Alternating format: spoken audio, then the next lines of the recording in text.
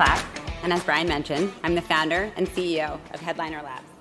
And I'm here today to talk about chatbots.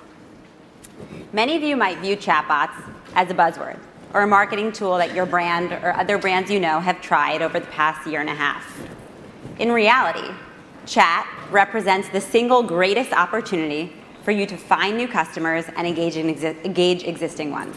And here's why. Besides eating, breathing, and sleeping, there is no single activity that American adults engage in more than mobile messaging. They're texting, Slacking, DMing, Facebook messaging. Your customers spend a whopping 91% of their time inside mobile messaging apps. Chatbots are your brand's presence inside of these messaging apps. By remaining off of chat, you would choose to stay away from where all of your customers are spending their digital time. Approaching chatbots, however, is a challenge, and that's what I'm going to talk about today. What to do and what not to do with chatbots. Before we start, I'll tell you a little bit about myself. I'm a techie now, but I started my career on the brand side, and my approach to chatbots and all mobile software comes from the brand perspective. I worked at Ralph Lauren and Steve Madden before joining McKinsey as a consultant focused on retail. I then joined startup Fab.com as the director of strategy and operations, where I built out customer service and marketing ops. My experience with customers at every point along the customer journey has made me obsessed with consumer psychology. How do you find consumers and how do you engage them? And that right now is chat.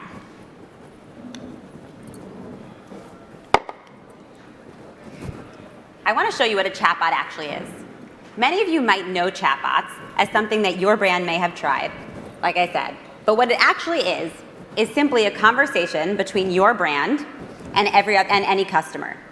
Customers have the ability to message with your brand, and your brand responds to each individual through a computer program. There's no human agent needed on the other side. So this is a chatbot that we built for the movie franchise Daddy's Home 2.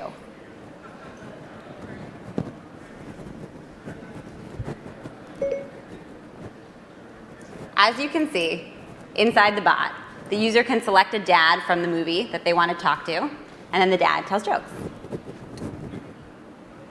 It's engaging and simple, and the impact is massive. It's massive because of where this lived. This chatbot lived inside of 9 different messaging platforms.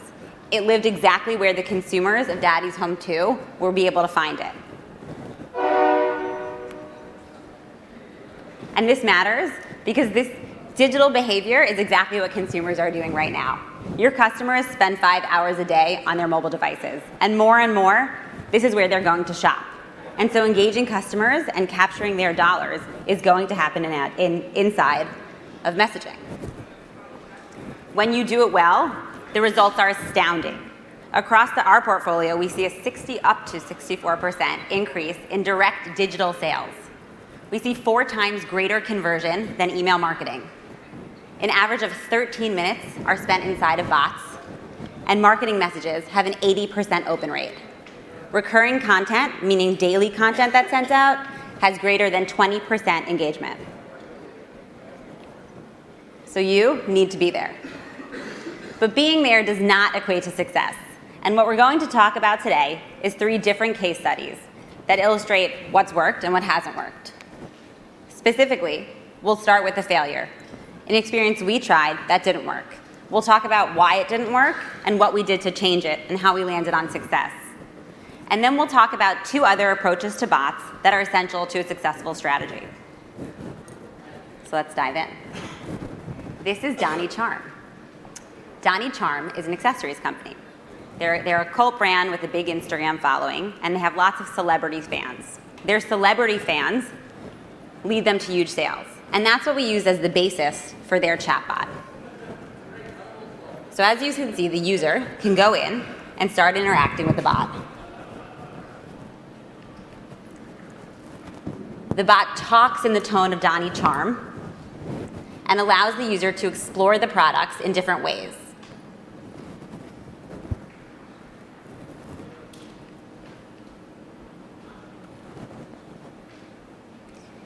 The bot also asks the customer personal questions about their own style, and then uses algorithms to recommend products.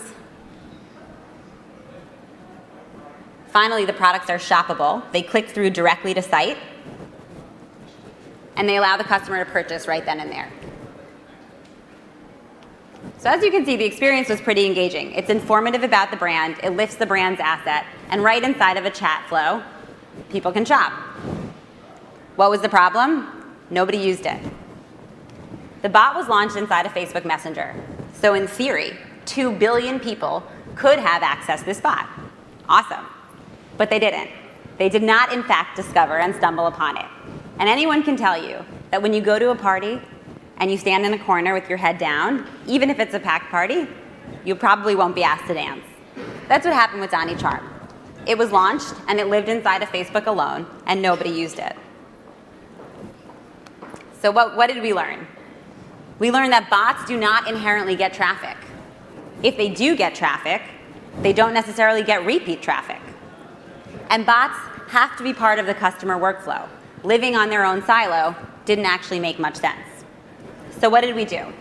We moved down funnel, and we worked the bot into the Donnie Charm's existing customer lifecycle.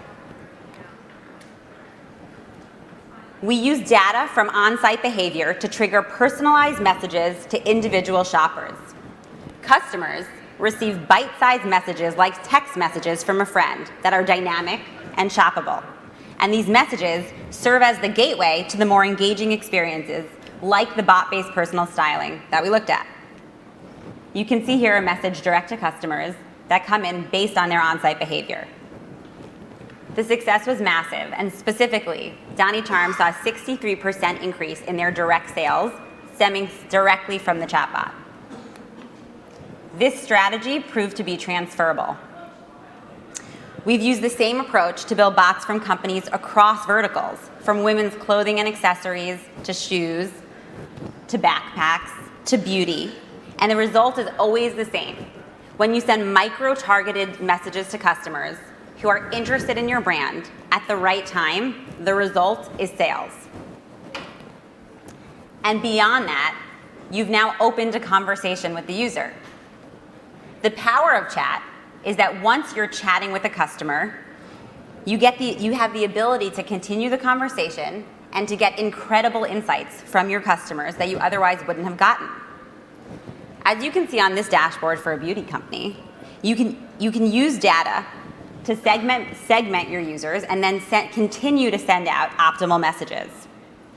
For example, this company segments their users by age group and by their interest. So they'll send specific messages to women over 50 who care about their brows, and then different messages to women over 50 who care about cheeks. Similar to how you would do it with email. They segment users based on behavior, and then they send out these bite-sized, snackable messages that are dynamic and shoppable. The woman who loved the Donnie Gigi scarf, she also might like the new Bella style. Take that data and send her the right advertisement. Are you launching a new video or a new collection? Send that out in chat and let people chat back and forth with the brand and start to engage. So when we made this change to the Donnie experience, we had new takeaways. What we learned was the delivery of micro-targeted messages in a medium that people use most is a golden opportunity. Digital natives expect and respond to personalized messages. And if you build a chat into the existing customer funnel, it should be built as a primary messaging platform. It should be used as part of the ongoing strategy. The next case study that we're going to look at is the bot to human handoff. Sometimes a shopper actually needs more than just a chatbot. But a chatbot can be used as a means of information gathering and warming up a customer when an agent either isn't there or it's not clear that an agent is necessary. This is a strategy we employ at our own company, Headliner Labs. Our company website enables people to chat with our bot directly off of the site. The bot asks the basics of what they're looking for, and then we ping the appropriate team members who can jump in. So on site, we have the ability for you to click to chat.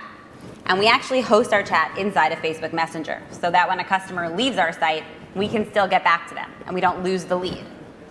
Inside of Messenger, we ask the potential customer a few questions. And when it's clear that they're a lead, we ping a team member. By using a bot to automate the initial information gathering, we capture all the leads that we would have lost on our site, and we've converted 3 times more customers. We employ this strategy at many of our customers as well.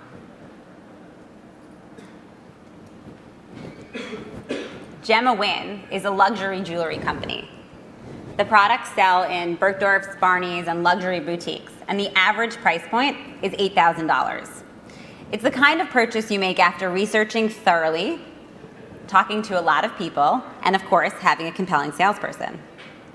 Most of their direct traffic comes from social media, which means customers are browsing on mobile devices. We posited that a bot would be helpful in taking these mobile browsers further along the journey. It probably wasn't enough to bring somebody to an $8,000 purchase, but would likely get them closer to a salesperson. The bot was built exactly to do this. Within a chat flow, a customer can explore the collections, view the styles, see the celebrities who've worn the favorites. And as they ask questions, artificial intelligence picks up if it's a high potential customer, and we ping a member of their sales team. Since launching, Gemma Wynn has seen a 20% increase in direct leads to their team, and those leads convert at 60%, which is 60% greater than their other leads. So the bot to human handoff is a different case study with very interesting takeaways, which are that leads warmed up by bots are 55% more likely to convert. Strategic information gathering through bots increases customer re-engagement by 70% or greater. And live chat inside of Messenger enables the conversation to continue long after a customer has left your site. Finally, sometimes sales is not the only thing you care about. Many of you in this room and we in this room are at or work with companies where brand engagement and loyalty are major objectives and often challenging in a fragmented digital landscape. When that's the case, bots offer a high-impact opportunity to connect with users at scale in a personalized and dynamic way. I want to return to my friends at Daddy's Home. Daddy's Home 2 is a family movie franchise. To reach their viewers, they have to reach viewers across demographics, countries, languages. What we landed on was a chatbot that delivered a high-impact, engaging experience that was memorable and fun. It was, as you saw earlier, a joke-telling experience, and it was fashioned in the characters' voices deployed on 8 different different bot channels, including Facebook Messenger, like we saw, an Alexa skill, Google Voice, and international platforms. Alexa, talk to Daddy's Home. How many tickles does it take to make an octopus laugh? 10 tickles. Which dad do you want to hear a joke from? Across platforms, users had the option to opt in to getting jokes on a daily or weekly basis, which meant that usage was recurring and fans stayed engaged with the movie. Now the bot also sells tickets. So in addition to Messenger and Voice, we also launched one of the first bots on Snapchat. So inside of Snapchat, users were able to swipe and talk to the different dads.